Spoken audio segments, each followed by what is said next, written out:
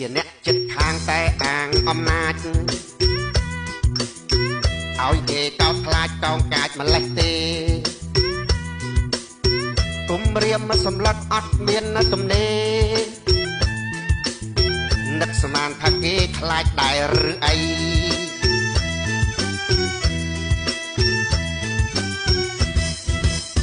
មើលប្រវត្តិសាស្ត្រកុំចង់ផ្លាស់ប្ដូរមើលអូមើលព្រំមើលភ្នំមើលព្រៃផែនទី0407នោះអី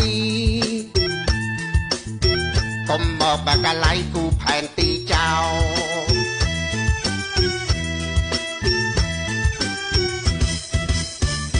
រួចហើយរុករលចង្អុលថាដីអញត្រូវតែយកវិញដេញគេឆោឡោមិនស្ដាប់មេកើយបាត់ផ្លូវទៅមកអត់ឈប់អត់ឈរររឿងគេឯង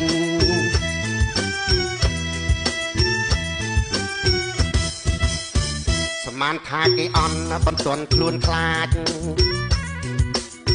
គេក៏សំងាចអង្គអាចជាក់ស្ដែង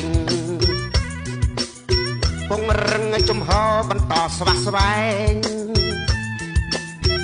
កំដរពួកឯងលេងឲ្យដឹងដៃ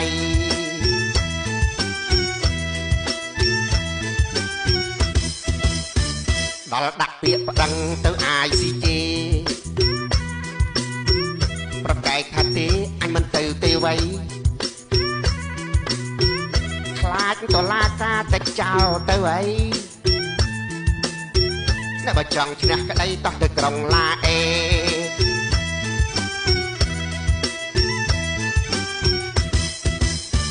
គុំរៀមតំហែងប្រមាថម្ដេចមិញគេតបតវិញថានិយាយលេងទេគិតថាយើងរស់ព្រោះដោយសារគេ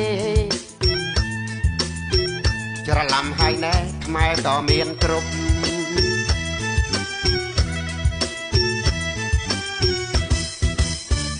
បើលេងគេលេងតបវិញអីចឹង